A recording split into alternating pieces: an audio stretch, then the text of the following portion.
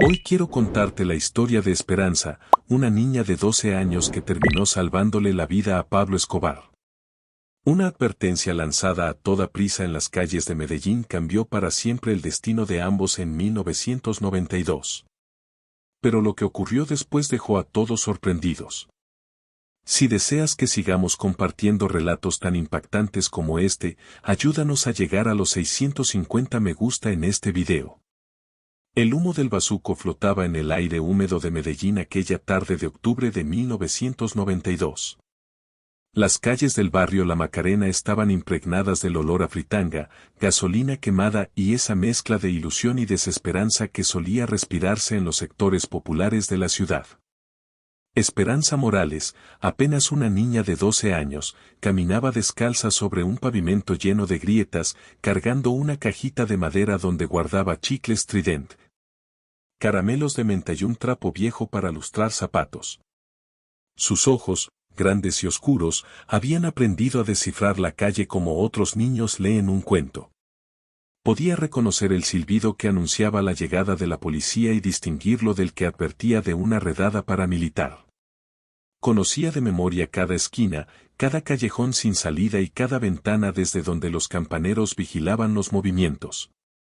Había aprendido a desaparecer cuando hacía falta y a hacerse notar justo en el momento en que alguien necesitaba sus servicios. Chicles, caramelos. Gritaba con su vocecita aguda que se imponía sobre el ruido del tráfico. ¿Le lustro los zapatos, patrón? Su padre había sido asesinado 2 años antes por negarse a pagar la vacuna que exigía una banda local. Su madre, destruida por el dolor y el bazuco, se había desvanecido una madrugada de enero, dejando únicamente una nota que decía: «Perdóname, hija mía, no soporto más este infierno». Desde entonces, Esperanza vivía en una pieza de inquilinato compartida con 3 familias más, pagando su lugar con las pocas monedas que lograba reunir en las calles día a día. Aquella tarde el calor era sofocante. El sol, escondido entre nubes grises, amenazaba con soltar uno de esos aguaceros torrenciales tan comunes en la temporada. La niña se dirigía al centro de la ciudad, donde comerciantes y ejecutivos solían ser más generosos con las propinas, sobre todo los viernes de pago. Mientras avanzaba por la carrera 65, algo le llamó la atención: 3 hombres vestidos de civil se ubicaban en distintos puntos de la calle de manera estratégica. Llevaban radios y uno de ellos no dejaba de palpar lo que ocultaba bajo la chaqueta. Esa conducta no le era desconocida. Era la misma que había visto antes de que mataran al tendero de la esquina el mes pasado y la misma que precedió el atentado contra el concejal García en abril. Su instinto de supervivencia, afinado tras 2 años viviendo en la calle, se encendió de inmediato. Sin pensarlo, se ocultó tras un carrito de empanadas y se quedó observando. Los hombres se comunicaban con gestos y miradas. Uno susurraba por radio: «El objetivo llega en 5 minutos». Todos listos. El corazón de Esperanza comenzó a golpearle el pecho. No sabía quién era la presa, pero tenía claro que algo grave estaba por ocurrir. Estaba a punto de retirarse cuando vio aparecer 2 Mercedes-Benz negros por la carrera 70. Se desplazaban lentamente con vidrios polarizados, escoltados por una camioneta blanca con hombres armados. En el primero de los Mercedes, a través de una ventanilla entreabierta, distinguió el perfil de un hombre corpulento, de bigote espeso y cabello ondulado. Vestía camisa blanca y una gruesa cadena de oro. Esa cara la había visto en los periódicos que a veces recogía de la basura para prender el fuego. Era Pablo Escobar Gaviria, el capo más temido y buscado de Colombia, el patrón del cartel de Medellín. La sangre se le heló en las venas. Si los hombres estaban preparando una emboscada y el blanco era Escobar, ella estaba presenciando algo que podría costarle la vida. Sin embargo, algo en su interior, quizá el recuerdo de su padre asesinado por la violencia, le gritaba que debía intervenir. Los Mercedes estaban a punto de entrar en la trampa. Esperanza calculó que quedaban apenas 30 segundos antes de que alcanzaran el punto de ataque. Corrió sin dudarlo hacia el primer carro. «Señor, es una emboscada, corra ya». Gritó con todas sus fuerzas, golpeando la ventana mientras corría a su lado. El chofer frenó de inmediato. El vidrio del pasajero descendió y Escobar la miró directamente. En esa mirada, que pareció eterna, la niña reconoció la misma astucia y hambre de supervivencia que ella había cultivado en las calles. «Reversa ya, sácanos de aquí», ordenó Escobar a su conductor. Los vehículos comenzaron a retroceder a toda velocidad. Los atacantes, al ver que habían sido descubiertos, salieron de sus escondites con las armas listas. Estallaron los primeros disparos, las balas rebotaban en el pavimento y rompían vidrios de las tiendas. Los peatones huyeron despavoridos. Esperanza corrió hacia un portal, pero antes de ponerse a salvo sintió la mirada de Escobar fija en ella. A través de la ventanilla alcanzó a verlo señalándola y gritándole algo a uno de sus hombres. No logró escuchar las palabras, pero supo al instante que su vida no volvería a ser la misma. Los vehículos del capo desaparecieron por una calle lateral, mientras los agresores escapaban frustrados. En pocos minutos, el lugar quedó vacío, salvo por los casquillos regados en el suelo y el olor a pólvora mezclado con el aroma de la fritanga callejera. La niña permaneció escondida varios minutos, temblando, no solo de miedo sino por la descarga de adrenalina. Había salvado la vida del hombre más buscado del país, pero también era consciente de que eso la convertía en un blanco. Si los enemigos de Escobar descubrían que fue ella quien arruinó la emboscada, no dudarían en eliminarla. Cuando al fin se atrevió a salir, recogió su cajita de chicles que había quedado tirada. Algunos paquetes estaban rotos y los caramelos esparcidos por el suelo. Era prácticamente todo lo que tenía para sobrevivir esa semana. Sin embargo, no sentía tristeza. Por primera vez en mucho tiempo, experimentaba la sensación de haber hecho algo que realmente valía la pena. Mientras regresaba al inquilinato, no podía sacarse de la mente los ojos de Escobar. En ellos había visto la misma determinación que ella necesitaba a diario para resistir en las calles, la misma astucia que le permitía esquivar peligros. Era como si dos sobrevivientes se hubieran reconocido mutuamente. Al anochecer, llegó a su habitación. Doña Carmen, la encargada del lugar, la esperaba en la entrada con gesto inquieto. «Niña, hace como una hora vinieron unos hombres preguntando por ti», le dijo en voz baja. Querían hablar de algo que pasó en el centro. No me gustó su aspecto. El estómago de Esperanza se encogió. «¿Cómo eran, doña Carmen?» «Bien vestidos, con cadenas de oro, carros caros. Uno de ellos tenía una cicatriz en la cara y me preguntó si conocía a una niña que vendía chicles. Yo le dije que aquí vivían muchos niños y que no sabía de cuál hablaba». El miedo le subió por la garganta. Podían ser hombres de Escobar buscándola, o peor, los mismos que fracasaron en la emboscada y ahora querían vengarse. En cualquiera de los casos, ya no era seguro quedarse allí. «Doña Carmen, ¿puedo dormir esta noche en el cuarto del fondo, el que está vacío desde que se fueron los Ramírez?» «Claro, hija, pero ten cuidado. Me da la impresión de que te metiste en un problema demasiado grande». La niña asintió y se dirigió al pequeño cuarto desocupado en la parte trasera. El lugar era húmedo y oscuro, con una ventanita hacia el callejón. Se recostó en el suelo usando su chaqueta como almohada, pero no pudo pegar un ojo. Su cabeza revivía una y otra vez lo sucedido, la emboscada, la mirada del capo, los hombres preguntando por ella. Se preguntaba si había hecho bien al advertir al narcotraficante más temido del país. Recordaba las enseñanzas de su padre, la vida era sagrada, matar estaba mal sin importar quién fuera la víctima. Pero también sabía que Escobar había causado miles de muertes, incluidos policías, jueces y políticos que solo cumplían con su deber. Las horas pasaban lentamente en la oscuridad hasta que Esperanza tomó una decisión. Sin importar lo que ocurriera después, no se arrepentía de lo que había hecho. Había visto a un ser humano en peligro y actuó para salvarlo. Las consecuencias morales vendrían después. Lo que ella ignoraba era que, a pocas cuadras de distancia, en una casa de seguridad del barrio Laureles, Pablo Escobar ya conversaba con sus hombres de confianza sobre la pequeña que le había salvado la vida. Patrón, dijo John Jairo Velázquez, alias Popeye, su sicario de mayor confianza. Ya tenemos ubicada a la muchachita. Vive en un inquilinato en la Macarena. ¿Qué ordena que hagamos? Pablo Escobar caminaba de un lado a otro de la sala, pensativo. En más de una década dentro del negocio de la cocaína había perfeccionado un instinto casi infalible para descifrar a las personas. El gesto de esa niña lo había impresionado, actuar sin miedo, sin esperar nada a cambio, solo por hacer lo que consideraba correcto. Esa pelada me salvó la vida sin siquiera saber quién era yo, murmuró. Pudo haber seguido de largo, pudo huir, pero se arriesgó para advertirme. Eso tiene valor. ¿Quiere que la traigamos aquí, patrón? Escobar se detuvo frente a la ventana, mirando las luces que iluminaban Medellín hasta perderse en las montañas. No todavía.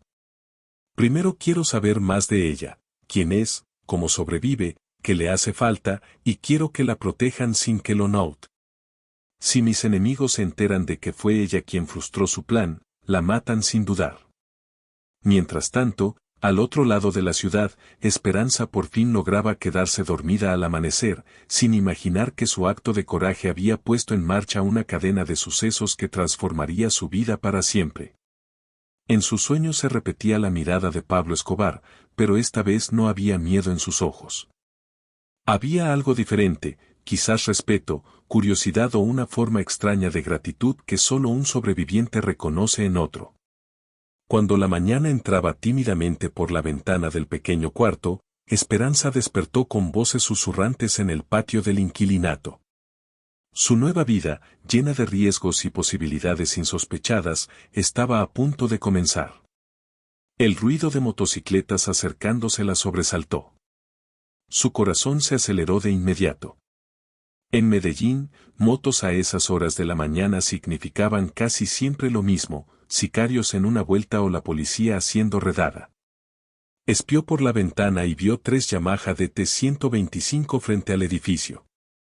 Los conductores permanecían sobre ellas, con cascos puestos y motores encendidos, listos para salir huyendo. Era el método típico de los sicarios del cartel.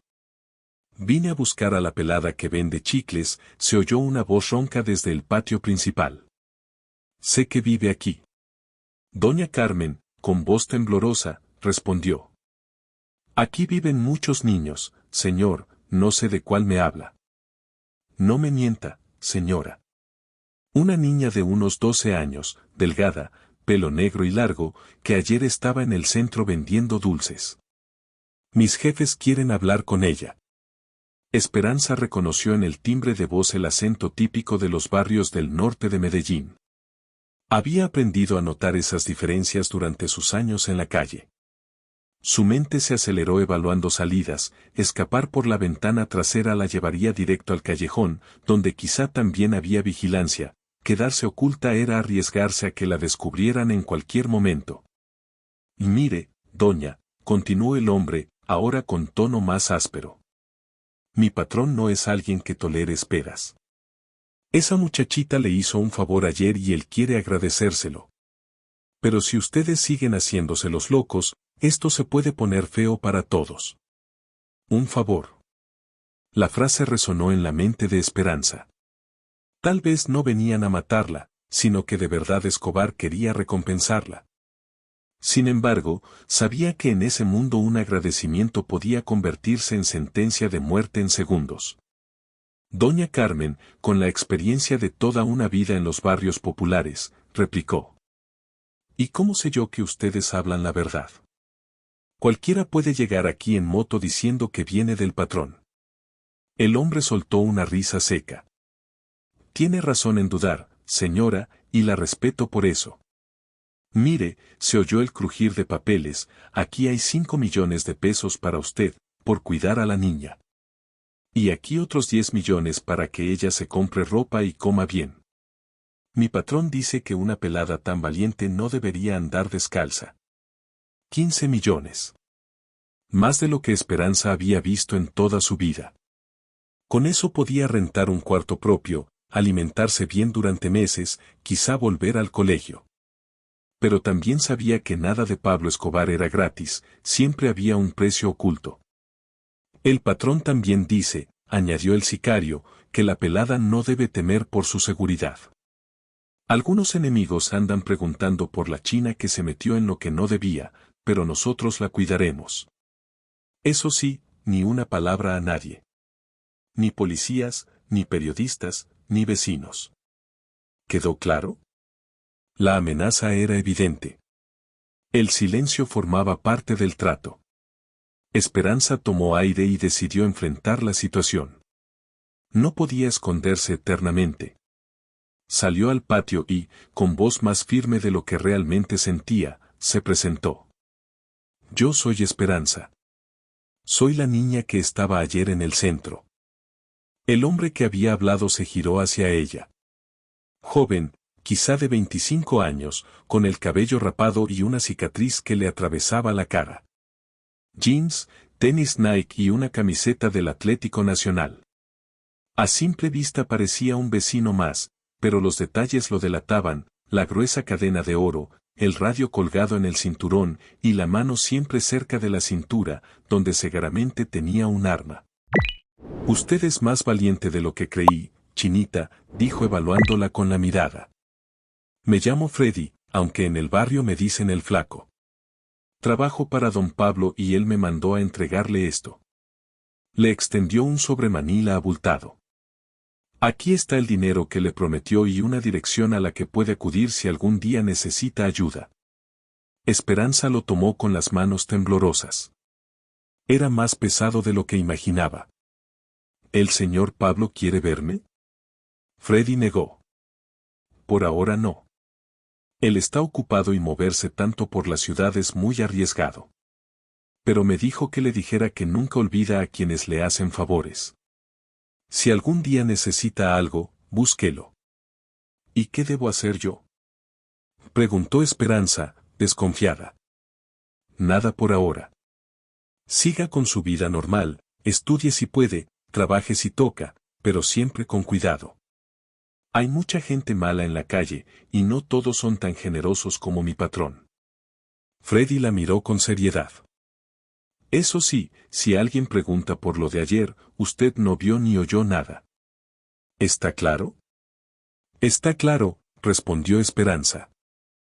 Perfecto. Una cosa más, a partir de hoy siempre tendrá alguien cuidándola. No los va a ver, pero ahí estarán. Si alguien intenta hacerle daño, grite, el patrón me cuida y aparecerán de inmediato. Freddy montó en su moto, pero antes de arrancar se volvió una vez más. Ah, y chinita, el patrón también dice que una niña tan avispada como usted debería estar en un colegio, no vendiendo chicles en la calle. Piénselo. Los tres hombres arrancaron sus motocicletas, dejando tras de sí una nube azul de humo. Esperanza se quedó inmóvil en el patio, con el sobre de 15 millones en las manos, como si todo fuera un sueño. Doña Carmen se le acercó aún temblando. Niña, ¿qué fue lo que hizo ayer? Le salvé la vida a alguien, contestó Esperanza. ¿A Pablo Escobar? Preguntó incrédula. Esperanza no respondió, pero su silencio fue suficiente.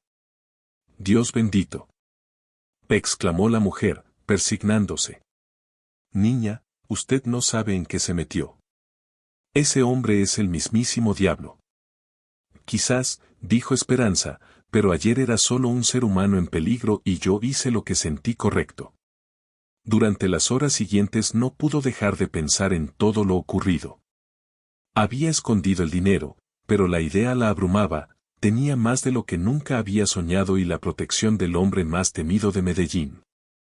Sin embargo, también estaba atada para siempre al narcotraficante más buscado del país, con todo lo que eso implicaba. Decidió salir a caminar. Y en las calles familiares de la Macarena empezó a notar detalles nuevos, un hombre con periódico demasiado atento a su alrededor, una vendedora de arepas que la observaba fijamente, un niño que murmuraba algo por radio al verla pasar. Freddy había dicho la verdad, la estaban vigilando. Se sintió a la vez protegida y prisionera. En la tienda de don Hernán, escuchó a dos hombres hablar en voz baja.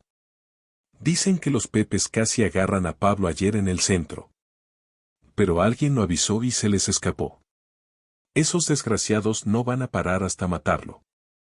Y nosotros quedamos en medio de esa guerra. Los Pepes. Esperanza ya había oído ese nombre en la calle. Es socios y enemigos de Escobar unidos para cazarlo, con apoyo del cartel de Cali y la bendición silenciosa del gobierno. Eran tan sanguinarios como él, pero tenían respaldo oficial. Comprendió entonces la magnitud de lo que había hecho, no solo salvó a Escobar de sicarios comunes, tal vez también de los Pepes. Y eso significaba que ahora ella también podía estar en la mira. Esa noche, mientras contaba una y otra vez el dinero, tomó decisiones. Con una parte se inscribiría en el colegio nocturno para terminar el bachillerato. Con otra rentaría un cuarto más seguro. Y guardaría el resto para lo que viniera, porque intuía que lo iba a necesitar. Lo más importante, sin embargo, era su decisión sobre Pablo Escobar. No lo buscaría, pero tampoco rechazaría su protección. Trataría de ser quien siempre soñó, educada, independiente, dueña de su propio destino. Si el destino volvía a cruzarlos, lo enfrentaría entonces. Lo que ignoraba era que, a pocos kilómetros, en una finca a las afueras de Medellín, Pablo Escobar conversaba con su primo y mano derecha, Gustavo Gaviria. «Pablo, ¿estás seguro de que conviene proteger a esa pelada?», preguntó Gustavo, revisando los reportes de seguridad. «Ya tenemos bastantes problemas con los Pepes y con el gobierno como para andar cuidando niñas de la calle». Pablo caminaba por la terraza, observando las luces que cubrían el valle de Medellín. «Gustavo, esa muchachita me salvó la vida sin tener idea de quién era yo, sin esperar nada a cambio. En este mundo lleno de traiciones y soplones, eso no tiene precio». «Pero Pablo», replicó su primo, «ella puede convertirse en un problema. Los Pepes tarde o temprano van a descubrir quién fue la que lo alertó. Y cuando lo hagan, se van a topar conmigo directamente si se atreven a tocarla», lo interrumpió Escobar con esa voz dura que no admitía objeciones. «Esa niña me hizo recordar que todavía existen personas buenas que actúan por convicción y no por interés. Eso merece ser protegido», continuó Pablo con un tono más reflexivo. Gustavo lo observó en silencio. Conocía demasiado bien a su primo como para insistir cuando una decisión ya estaba tomada. «¿Y qué piensas hacer con ella?». «Por ahora, que siga estudiando, que crezca tranquila y que algún día sea una mujer de bien. Si algún día necesito de su ayuda, se la pediré. Y si un día ella necesita de la mía, se la daré. Es así de sencillo». «¿Y si los Pepes la encuentran antes?». Pablo se detuvo y fijó la mirada en Gustavo. Sus ojos, curtidos por años de violencia, se endurecieron aún más. «Si esos perros llegan a ponerle una mano encima a esa pelada, les voy a recordar por qué me llaman el patrón del terror». Mientras tanto, en su pequeño cuarto del inquilinato, Esperanza dormía sin sospechar que había iniciado un lazo que marcaría no solo su propio destino, sino también algunos de los capítulos finales en la vida del hombre más temido de Colombia. Sus caminos ahora estaban entretejidos de una manera que ninguno de los dos alcanzaba a imaginar. La luna llena cubría Medellín con un resplandor plateado que se filtraba entre las nubes, proyectando sombras largas sobre las calles. Allí, hombres invisibles al servicio de Escobar vigilaban el sueño de una niña de 12 años que había demostrado que aún quedaba bondad en medio del infierno. Si, como Esperanza, sientes que esta historia logra tocarte, nos daría un enorme honor que te unieras a nuestra familia aquí en el canal. Tu suscripción significa más de lo que imaginas y nos permite seguir compartiendo relatos que nos conectan con lo humano. Igual que esa niña valiente que salvó una vida sin pedir recompensa, tú también puedes marcar la diferencia con un gesto sencillo. Sería un privilegio tenerte como parte de esta comunidad donde las historias cobran vida. Y ahora, veamos qué desafíos aguardan a Esperanza bajo la protección del hombre más temido de Colombia. Habían pasado ya 3 semanas desde aquel encuentro con los hombres de Escobar, y la vida de Esperanza había cambiado de formas que nunca pensó posibles. Se había matriculado en el Colegio Nocturno San José, había alquilado un cuarto propio en un inquilinato más seguro del barrio Boston y, por primera vez en años, vestía ropa nueva y calzaba zapatos que le quedaban bien. Pero esa calma aparente estaba a punto de quebrarse de la manera más brutal. Era un martes lluvioso de noviembre. Esperanza salía del colegio después de su clase de matemáticas. La profesora Elena, una mujer mayor que le había tomado especial cariño por su inteligencia y empeño, la detuvo antes de irse. Esperanza, en solo 3 semanas lograste lo que a otros les toma meses. Si sigues así, en menos de 1 año alcanzarás el nivel de tu curso. Sus palabras llenaron a la niña de un orgullo que no sentía desde la muerte de su padre. Por primera vez en mucho tiempo, veía un futuro claro frente a ella. Caminaba por el centro de Medellín con su paraguas nuevo, comprado gracias al dinero de Escobar, cuando notó que algo no cuadraba. Los vigilantes invisibles que la habían protegido durante esas semanas ya no estaban. Al principio pensó que era paranoia, pero sus años en la calle le habían afinado un instinto difícil de engañar. Los sitios donde solían estar los vigías estaban vacíos. Los vendedores ambulantes, que habían sido sus ojos, habían desaparecido. Ni siquiera los habitantes de calle aparecían por allí. El silencio era demasiado calculado. Esperanza apuró el paso hacia la estación de metro más cercana, sabiendo que entre la multitud estaría más segura. Pero al doblar la esquina de la carrera 52 con la calle 67, se topó con 3 hombres que bloqueaban su camino. No eran jóvenes sicarios del cartel, sino hombres maduros, curtidos, con chaquetas de cuero y miradas frías de quienes cargan años de guerra. Esperanza Morales, dijo el que parecía el jefe, un hombre alto, de bigote gris y una cicatriz en el cuello. Necesitamos hablar contigo. No tengo nada que hablar con ustedes, respondió ella, intentando sonar firme mientras buscaba una salida. Me temo que no tienes elección, niña. El hombre sacó una foto de su chaqueta. Era la imagen exacta del momento en que Esperanza había golpeado la ventana del Mercedes de Escobar. Tú lo advertiste y por tu culpa se nos escapó. Ese asesino siguió vivo gracias a ti. La sangre de Esperanza se heló. Estos no eran simples pepes. Por el lenguaje, las armas y hasta la foto, entendió que se trataba de un grupo con respaldo del gobierno, tal vez incluso de los gringos. No sé de qué hablan, mintió, aunque sabía que era inútil. No nos tomes por tontos. Sabemos quién eres, dónde estudias, cuánto te pagó Pablo. El hombre guardó la foto y deslizó una pistola bajo la chaqueta. Vas a venir con nosotros en silencio, o esto terminará mal para ti y para la gente que quieres.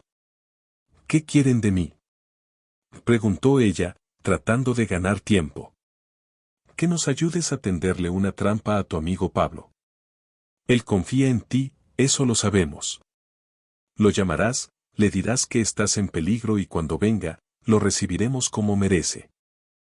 Yo no tengo cómo contactarlo, dijo Esperanza con sinceridad. Eso lo resolvemos nosotros. Ya nos encargamos de sus guardianes anoche. Uno de los hombres se acercó con un radio en mano. Jefe, tenemos movimiento. 3 motos vienen por la carrera 50. El líder maldijo. ¿Cómo carajos se enteraron tan rápido? La respuesta fue una lluvia de disparos.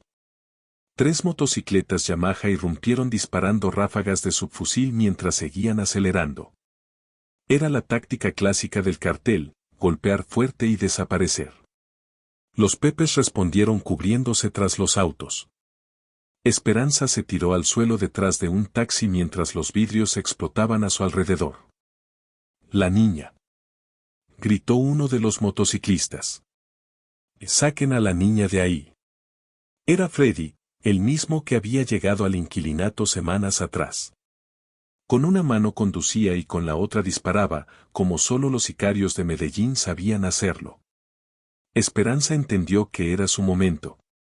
Se arrastró por el asfalto hasta la esquina donde Freddy la esperaba. «Súbase ya», le gritó, extendiendo el brazo. Ella no dudó. Saltó detrás de él y se aferró mientras la moto se lanzaba por las calles mojadas. El tiroteo quedaba atrás, pero su corazón seguía retumbando. «¿Está herida?», le gritó Freddy. «No», respondió ella. «¿Cómo supieron dónde estaba?». «El patrón tiene ojos en todas partes. Cuando los Pepes movieron gente hacia el centro, supimos que algo pasaba. Rodaron por 20 minutos entre callejones y vías empinadas rumbo a las comunas del norte, territorio controlado por el cartel. Finalmente se detuvieron frente a una casa discreta en el barrio La Francia. Aunque parecía normal, Esperanza notó los detalles: vidrios blindados, antenas en el techo y hombres armados vigilando desde otras casas. «El patrón quiere verla», dijo Freddy apagando la moto. El estómago de Esperanza se encogió. Durante 3 semanas había sentido la distancia de Escobar como una especie de protección. Ahora esa distancia se había borrado. Entraron por una puerta lateral. Adentro todo parecía cotidiano: muebles sencillos, fotos familiares, olor a comida recién hecha. De no ser por los hombres armados, cualquiera diría que era un hogar común. En la sala principal la esperaba Pablo Escobar, sentado en un sofá de cuero, con jeans, tenis blancos y una camisa polo azul. Parecía más un empresario exitoso que el narco más perseguido del mundo. Pero sus ojos, los mismos que ella había visto aquella tarde en el Mercedes, seguían teniendo esa fuerza que la había marcado desde el inicio. «Esperanza», dijo levantándose para saludarla. «Me alegra mucho verla bien. Lamento mucho que haya tenido que pasar por todo esto, don Pablo», respondió Esperanza, insegura de cómo dirigirse al hombre más influyente de Colombia. «Siéntese, tenemos que conversar», indicó Pablo, señalando una silla frente a su sofá. Su voz sonaba cordial, casi como la de un padre, pero cada palabra transmitía una autoridad absoluta que resultaba imposible ignorar. «Esperanza, los Pepes la están utilizando a usted como un puente para llegar hasta mí. Eso significa que su vida en Medellín, tal y como la conoce, se acabó. Su seguridad está comprometida de manera permanente». Las frases de Pablo cayeron sobre ella como un golpe helado. Todo lo que había logrado en las últimas semanas, el colegio, su nuevo cuarto, la ilusión de un futuro distinto, parecía desmoronarse en un instante. «¿Y qué será de mí?», preguntó, con una voz más débil de lo que quería mostrar. Pablo Escobar se inclinó hacia adelante, con esa mirada seria que lo acompañaba cuando debía tomar decisiones trascendentales. «Tiene 3 caminos posibles. El primero, puedo enviarla al extranjero, darle una nueva identidad y suficiente dinero para que comience de nuevo en otro lugar. Pero eso implica no volver jamás a Colombia ni reencontrarse con las personas que conoce». El corazón de Esperanza se encogió. Irse sería dejar atrás todo lo que aún le quedaba, sus recuerdos, la memoria de su padre y su madre. «La segunda alternativa», prosiguió Pablo, «es quedarse bajo mi protección total. Le daría documentos nuevos, una identidad falsa, y la enviaría a una de mis haciendas, donde estaría a salvo. Pero en esa vida no podría salir, ni estudiar, ni soñar con algo parecido a la normalidad». «¿Y la tercera?», preguntó ella, aunque la expresión de Pablo ya le anticipaba que no iba a gustarle. Pablo se recostó en el sofá y la sostuvo con la mirada. «La tercera es que me ayude a acabar con los Pepes de una vez por todas. Usted ya vio sus rostros, escuchó sus voces. Podría identificarlos. Con su ayuda, les tendería una trampa para eliminar a los jefes de esa organización». «Pero eso sería demasiado riesgoso para ella», interrumpió Freddy desde la puerta. «Sí, lo sería», admitió Pablo. «Extremadamente peligroso. pero también es la única vía para que Esperanza recupere la vida que empezó a construir. Si los Pepes desaparecen, podrá volver al colegio, seguir estudiando y tener el futuro que merece. Esperanza quedó en silencio varios minutos, procesando las alternativas. Ninguna era perfecta, pero solo una le ofrecía la oportunidad de retomar lo que había empezado. Si acepto, ¿qué tendría que hacer exactamente?, dijo finalmente. Pablo esbozó una sonrisa sin alegría, cargada del peso de los años. Tendría que ser muy valiente, Esperanza. Más de lo que debería pedírsele a una niña de 12 años. Afuera, la lluvia se había disipado y la luz de la luna entraba tímida por las ventanas de aquella casa de seguridad. Ella sabía que su decisión definiría no solo su futuro, sino también su supervivencia. En el mundo de Pablo Escobar no existían las decisiones fáciles, solo las consecuencias inevitables. Necesito tiempo para pensarlo, respondió. Claro, pero no demasiado. Los Pepes no esperarán, y cada día que pasa aumenta el peligro para usted. Pablo se puso de pie y se acercó a la ventana, observando las luces que llenaban el valle de Medellín. Esperanza, cuando me salvó la vida hace 3 semanas, me recordó que aún hay gente buena en este mundo. Ahora es mi turno de salvar la suya. Pero el cómo lo haga dependerá de lo que usted decida. La niña comprendió que había cruzado un punto sin retorno. Ya no era la vendedora de chicles que sobrevivía en las calles. Ahora era una pieza fundamental en el tablero más letal de Colombia, donde un error podía costar la vida no solo a ella, sino a cualquiera que se atreviera a protegerla. La noche se abría ante sus ojos, llena de elecciones imposibles y de un futuro marcado por la incertidumbre. 3 días después, en la madrugada del 15 de noviembre de 1992, el cartel de Medellín recordaría para siempre la llamada Noche de la Niña Valiente. Esperanza había tomado su decisión, ayudaría a Pablo Escobar a tender una trampa a los Pepes, pero bajo una condición que sorprendió incluso al más astuto de los capós. Lo ayudaré, don Pablo, dijo esa mañana, mirándolo con una firmeza inesperada para sus 12 años. Pero con una condición, lo hacemos bien y cuando todo termine, me promete que jamás volverá a pedirme nada. Yo le salvo la vida otra vez, y usted me deja vivir la mía en paz. Pablo sonrió. En 15 años de negocios había negociado con presidentes, jueces y militares, pero nunca con alguien tan joven y con tanta claridad. Trato hecho, Chinita. Pero primero debe ayudarme a sobrevivir a esta noche. El plan era sencillo y arriesgado. Los Pepes sabían de la conexión de Pablo con Esperanza, pero ignoraban que ella ya había sido rescatada. Freddy filtró información falsa para que creyeran que la niña estaba oculta en una casa abandonada del barrio Aranjuez. El anzuelo funcionó. A las 10:30 de la noche, 3 camionetas Toyota con vidrios oscuros y al menos 12 hombres armados se dirigían hacia el lugar. Desde el segundo piso de una casa cercana, Esperanza observaba junto a Freddy y 4 sicarios de élite. Su papel era esencial, identificar a los capós que la habían secuestrado. ¿Los reconoce, Chinita?, le preguntó Freddy, entregándole unos binoculares. Sí, contestó con el pulso acelerado. Ese alto con bigote gris fue quien me amenazó. Y el de la chaqueta de cuero dijo que habían matado a los hombres que me cuidaban. Perfecto. ¿Y el que lleva el radio en la mano?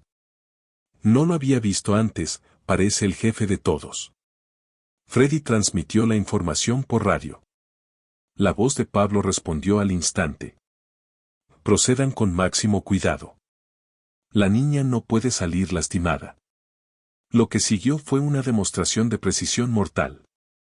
3 disparos simultáneos acabaron con los líderes de los Pepes en cuestión de segundos. Sin mando, el resto del grupo fue neutralizado en menos de 15 minutos. Cuando todo terminó, 14 hombres estaban muertos, incluidos los que habían amenazado a Esperanza.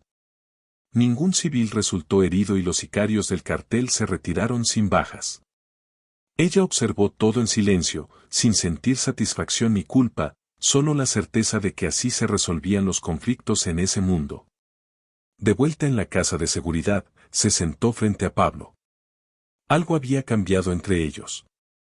Ya no era solo el capo y la niña protegida, sino dos sobrevivientes unidos por la violencia. Cumplió su parte, Chinita, dijo Pablo, sirviéndose un whisky y dándole a ella solo agua. Los Pepes que sabían de usted ya no existen. ¿Y usted cumplirá la suya? Preguntó ella. Por supuesto. Desde mañana puede volver a su colegio, a su cuarto, a ser una estudiante más. Pero antes debo decirle algo. Pablo caminó hacia la ventana, mirando el amanecer sobre Medellín. Esta noche demostró que tiene el coraje y la frialdad para sobrevivir en este mundo. Son virtudes poderosas y peligrosas. Si alguna vez decide usarlas, puede llegar muy lejos, pero también perderse para siempre. Esperanza entendió la insinuación, era una invitación a formar parte de su organización.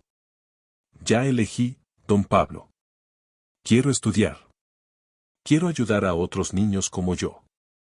Pablo la miró con algo cercano al orgullo. Es la decisión correcta. Y quiero darle un obsequio, sacó un sobre grueso y se lo entregó. Aquí tiene dinero para terminar la escuela y la universidad. Estudie lo que desee, conviértase en lo que sueñe ser. Pero prométame que, si un día llega a tener poder, recordará a los niños que sufren como usted sufrió.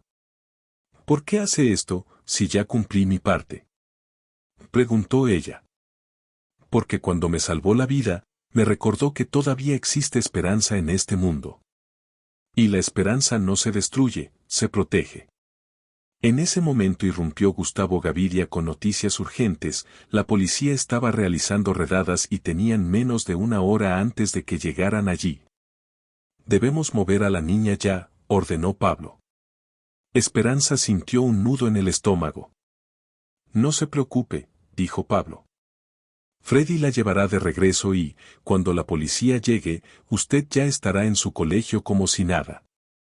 Antes de despedirse, Escobar se acercó y le dijo en voz baja.